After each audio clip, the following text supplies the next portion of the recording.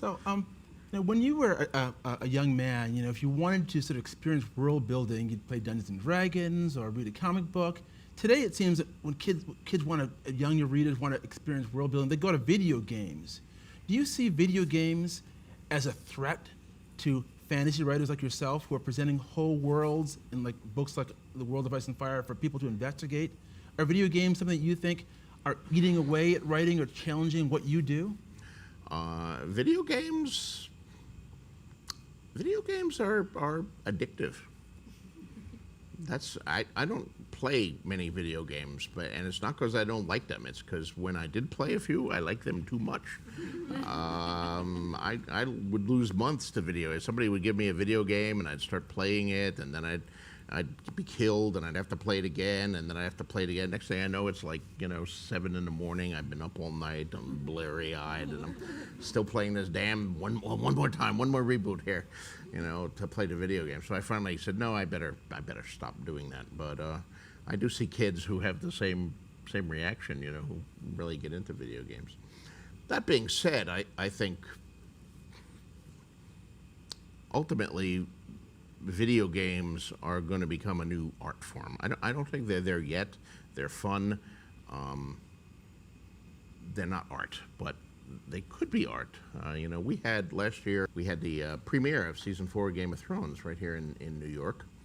And we had the premiere party afterwards, and Oculus Rift was at that premiere party with this virtual reality thing that they built where you ascended in the cage up the side of the wall. You put on this headset, and then you get in this cage, and you ascend up the side of the wall, and the wind buffets you, and the cage sways, and you walk on the wall, and the wildlings shoot arrows at you, and then you fall to your death.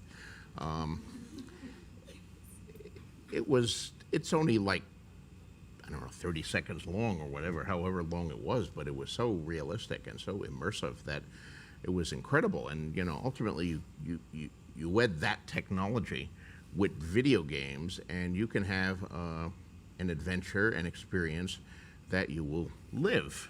Because, here you could see it, you could feel it, because the cage was rocking. They had wind machines that would, just like the wind howling along the wall, you could feel the cold winds. So they really had a lot of sensory stuff going on. Now, it's still a very primitive technology. It's a technology in its infancy.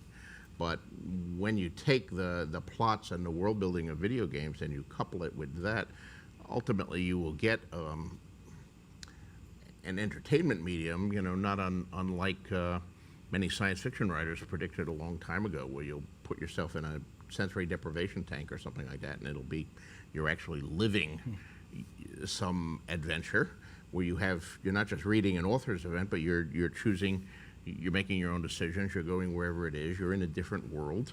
I imagine the first ones to really pioneer this technology will be the porn guys, because porn always seems to lead every technological innovation here, from videos to to CDs, to whatever, to the internet now. But ultimately it will be used for all sorts of things, and hopefully at some point we'll get a Shakespeare who will make a true art form out of it, and we'll make a game that will be totally immersive.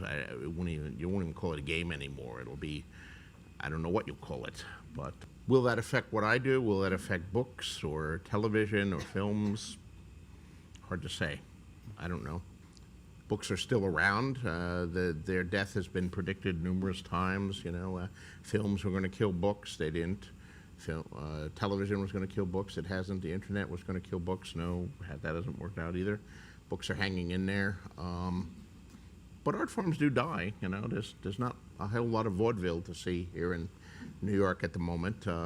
Radio drama is pretty well wiped out. So what will happen when this new art form comes along? Well, we'll find out. I don't think it's going to happen in my lifetime, but some of you in the audience may live to see it.